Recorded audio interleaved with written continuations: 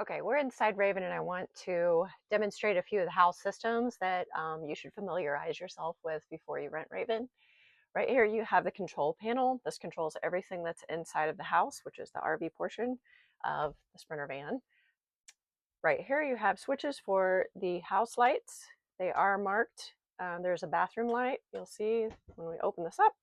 You also have an awning control button, an awning light on and off, as well as a outside light that is attached to the van itself. Up here you have the water heater. This is for if you're plugged into electricity or if you're running off battery or a generator. You have the electric hot water heater switch here. If you are running the hot water off of propane, which is highly recommended because it draws less amperage off of the batteries or the generator if you're using those. If you're plugged into shore power, which we'll discuss when we're outside, you don't need to run the propane. This is the propane one. This is the electric one. You use one or the other, not both. So there's just a simple on-off switch on both locations. Your water pump is only needed. This is your on-off switch here. It is only needed if you're not on city water. And we'll discuss what city water is when we get outside as well. If you want to run the sink, the kitchen sink, the bathroom sink, flush the toilet, that kind of thing, the lines have to be pressurized if you have water in your freshwater tank that you're holding. Say, for instance, you want to use the restroom if you're traveling. Well, you need water in the freshwater tank and you need the water pump turned on to pressurize the lines to be able to flush the toilet. So this you would turn on. There is a green light here. You can hear it purring.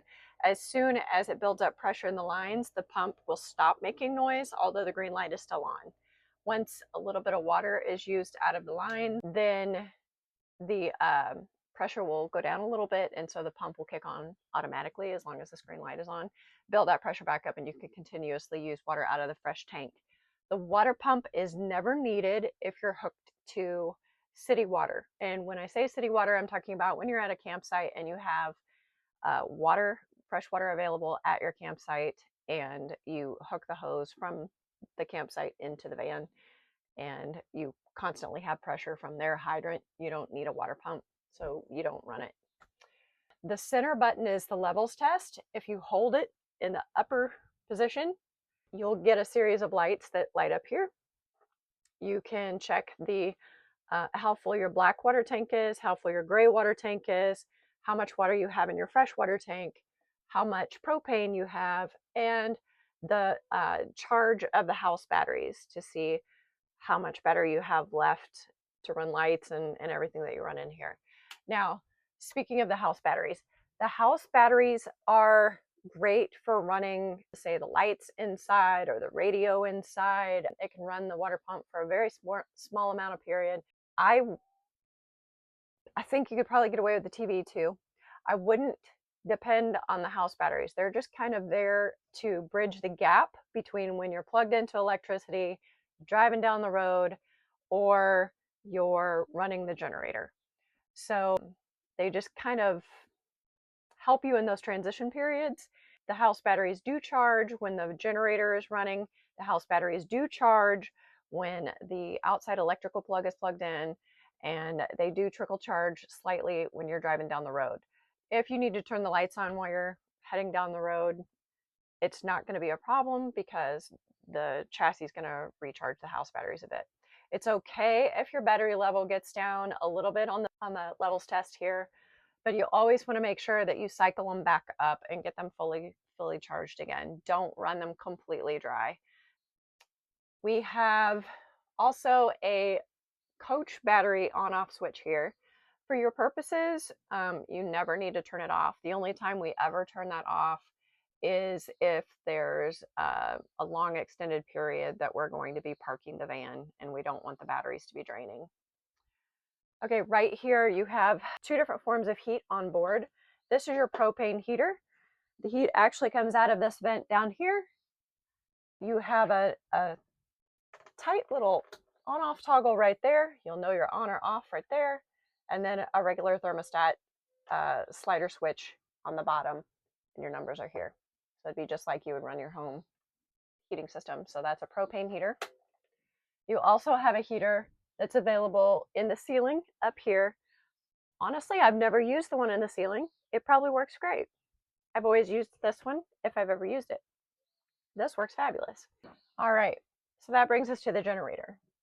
The generator is located in the back of the van down underneath.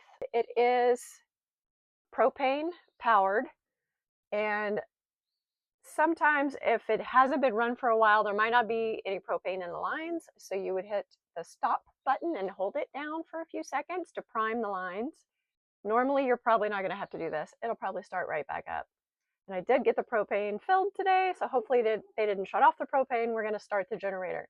So when you start the generator, it's going to make a lot of noise, so I'll explain first.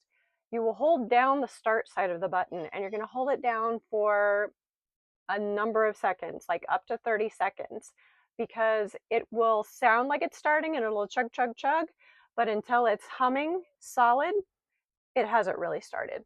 So we'll do that now.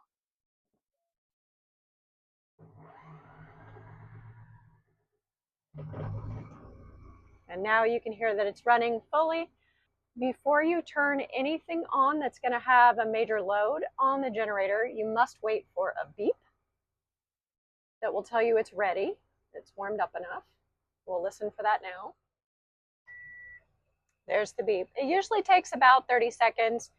It feels like forever sometimes when you're waiting for it, but it will eventually beep.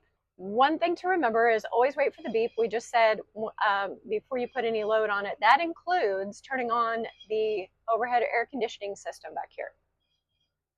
So to turn on the air conditioning system, you will turn this dial clockwise. It has low heat, low fan, high fan, low cool. Did you notice the draw it put on the generator? So now we're using the generator to power all of the lights. We're using the generator to power the air conditioning. I'm going to let that run for just a little bit. I'm going to take it down a notch, down another notch, and then off. Making sure our cool setting is where we need it. If you need to close off the cold air from coming to the front of the van, slide this switch forward, roll it back to open it back up. Don't try to move these louvers, they don't move. The same happens back here. If you want it to blow towards the back, you flip it one way. If you don't, you flip it the other. Before you turn off the generator, which you should always turn off the generator when you're going to be walking away from the van for a while, make sure you take all of the load off and let the generator run for a little while so that it can kind of cycle down on its power, and then you can hit stop. And that's basically how all of this works.